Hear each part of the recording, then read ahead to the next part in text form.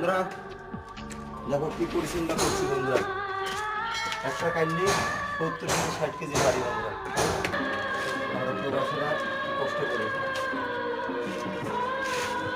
ভালো লাগলে like share করবেন বন্ধুরা অবশ্যই।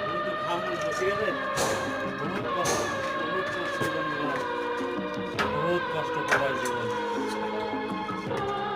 লাইক কমেন্ট শেয়ার করবেন বন্ধুরা।